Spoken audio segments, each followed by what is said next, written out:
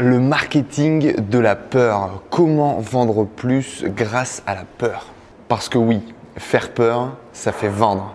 Hello les amis et bienvenue dans cette nouvelle vidéo. J'espère que vous avez la patate. Aujourd'hui, comme vous l'avez vu dans cette première partie, dans le titre juste au-dessus, on va voir comment vendre plus et comment utiliser le marketing de la peur. Et on va voir ça sur un concept qui va être basé sur le travail de Stanislas Leloup de la chaîne Marketing Mania. Je vous mets un lien dans tous les cas dans la description, qui a fait plusieurs analyses justement sur comment améliorer ses ventes grâce à la peur.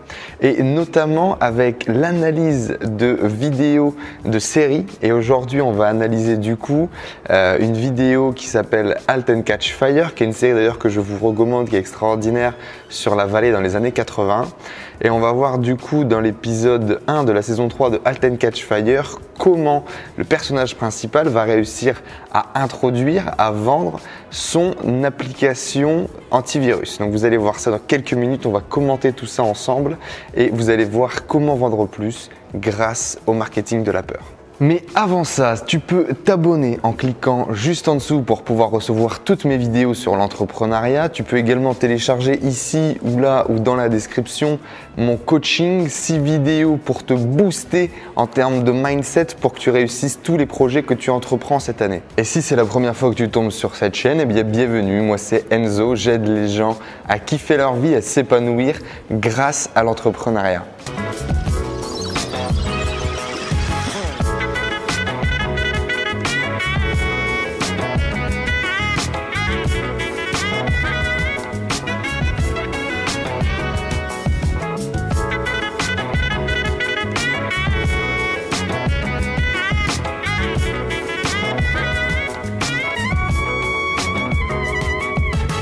Allez, c'est parti, sans plus attendre, regardons cela ensemble.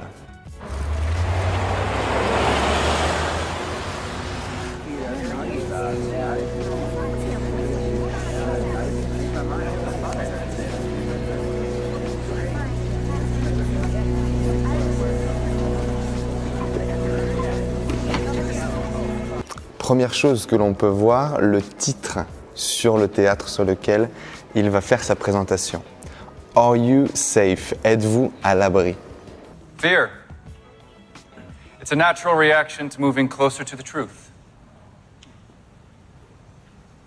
You know, ever since I started Macmillan Utility, I've been accused of selling fear. But let me ask you, is it fear? Or is it truth? Donc là, ce qu'on voit, c'est qu'il utilise très bien déjà le silence. Okay, il y a une scène un peu mystérieuse avec tout est un peu mystérieux finalement, un peu sombre, etc. Il utilise bien le silence pour continuer justement cette notion un peu de pas être dans sa zone de confort, tu vois, d'être un peu dans le mystère. Et ensuite, le premier mot qu'il dit, c'est fear, okay, la peur. Et il va créer un paradoxe entre la peur et la vérité. Et il va grosso modo introduire cette notion que potentiellement derrière, on aurait peur parce qu'on ne veut pas savoir la vérité et il pose une question à son auditoire. Il essaye de la choquer, de la stimuler. How sure is our footing?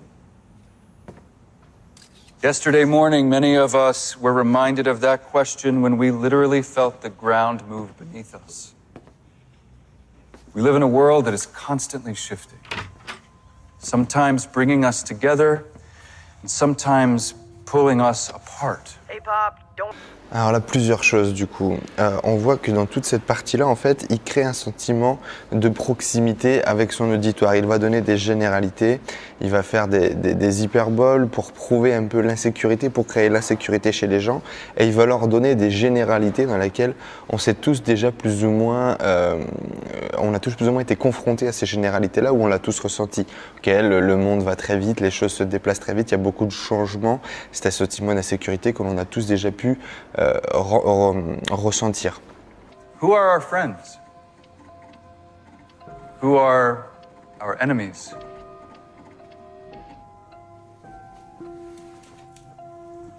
What's going to happen to us?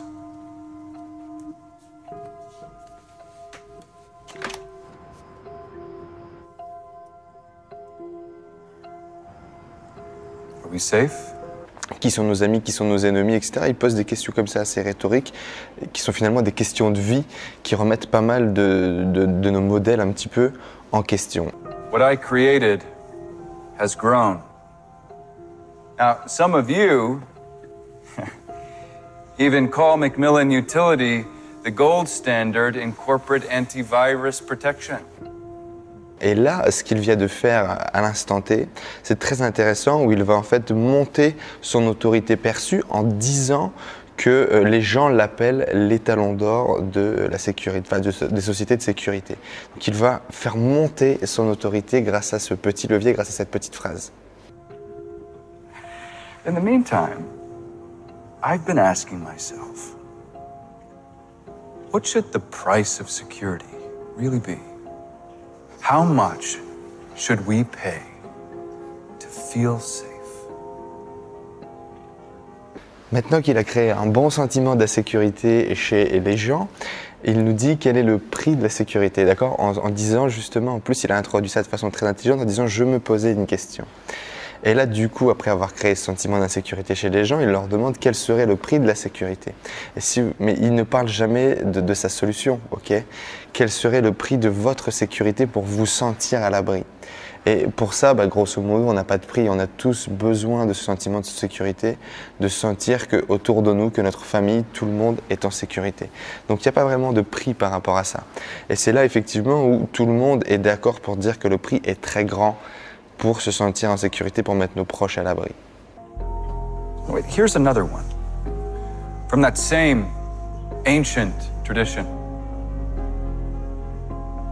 The whole secret of existence is to have no fear at all. Never fear what will become of you. Depend on no one. Only in the moment that you reject all help are you really free. Et là, c'est hyper intéressant aussi, ce petit moment où il va près de la boîte, finalement, qu'il ne l'ouvre pas et que derrière, il fait une citation un petit peu historique et puissante, très inspirante. Il continue à ancrer cette idée de mystère et puis il utilise une citation qui est très connue et qui est inspirante pour parler aux gens, quoi, finalement, pour les inspirer. Only by moving past fear can we ever arrive at the truth. And the truth is, freedom from fear is a right, not a commodity. I know what you're thinking. I charge my corporate clients millions. Well, they can afford it. Boum, changement de paradigme avec une fois de plus un élément de surprise où finalement sous son drap il n'y a qu'une boîte vide. Et là, il change de paradigme en expliquant que finalement, la sécurité est un droit et non plus un besoin, quoi. Finalement, tout le monde devrait l'avoir. Et là, on va le voir un petit peu, mais il va prendre du coup une position de héros en déclarant que la sécurité, c'est un droit et qu'il va y répondre. But tomorrow, I'm releasing our user version, Citadel, the version I created for all of you. Mainframe quality security for your personal computer. Donc, comme je viens de vous le dire, il prend cette position de héros où finalement, en une phrase, il a annoncé son application. Le pitch de son application, c'est juste une phrase. J'ai sorti mon truc qui est un mainframe pour sécuriser vos ordinateurs. Et il a encore une fois augmenté son autorité en disant qu'il chargeait ses clients des millions d'euros. Wait. And I'm charging you nothing. For you, it will be absolutely free. Et voilà, l'annonce complètement dingue. La sécurité n'est pas une marchandise, c'est un droit. Et je vous l'offre, c'est tout à fait gratuit. Il va bien évidemment faire le buzz avec son discours, avec son produit. Et on découvrira quelques épisodes après dans la saison que finalement le produit gratuit est devenu un produit payant. Et c'est comme ça qu'ils vont gagner des millions de dollars. Ce qui est super intéressant par rapport à ça, c'est tout le discours en lui-même. Et à la fin, il insiste encore en disant « et pour vous, ça sera absolument gratuit ». Vous avez vu toutes les phases par lesquelles on est passé, tous les sentiments qu'on a pu ressentir à travers son discours. C'est littéralement extraordinaire. Il est passé par le mystère, l'inconfort, pour finalement répondre à ce besoin de sécurité et de confort des gens en leur amenant en plus un produit qui est gratuit. Pourquoi est-ce qu'on ne l'achèterait pas? Pourquoi est-ce qu'on ne le téléchargerait pas? Vraiment, moi, ce discours et cette presse, il était 00h30, je crois, quand je regardais ça. Je me suis arrêté, j'ai tout mis sur pause pour pouvoir écrire cette vidéo que j'allais vous tourner. J'ai vraiment été impacté, j'ai été transporté par ce mec qui a un charisme extraordinaire dans cette série.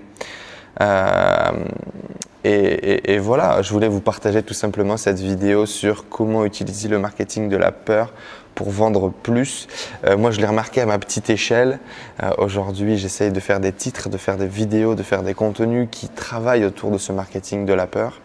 Et j'ai augmenté mon nombre de vues, j'ai augmenté mon nombre de clics, mon nombre d'interactions et mon nombre de ventes parce que le marketing de la peur vend plus en fonction des thématiques que le marketing positif, etc. Utiliser un marketing négatif, utiliser des termes de manque, utiliser des termes de scarcity, de créer de la rareté autour de notre produit, ça fonctionne. Et là, c'est un très bon exemple de comment faire peur à son auditoire, répondre à un problème qui va combler cette peur, cette insécurité. Parce que la sécurité, savoir que vous êtes à l'abri, ça n'a pas de prix. Je vous remercie en tout cas les amis d'avoir regardé cette vidéo. Si vous voulez plus de vidéos, vous pouvez cliquer là juste en dessous sur s'abonner. Vous pouvez mettre un pouce si cette vidéo vous a plu. Dites-moi en commentaire également ce que vous avez pensé de cette vidéo, ce que vous avez pensé de cet extrait de Halt and Catch Fire qui est vraiment extraordinaire. Enfin, moi j'ai vraiment adoré. Et puis je vous dis à très vite dans de prochaines vidéos. À bientôt. Ciao.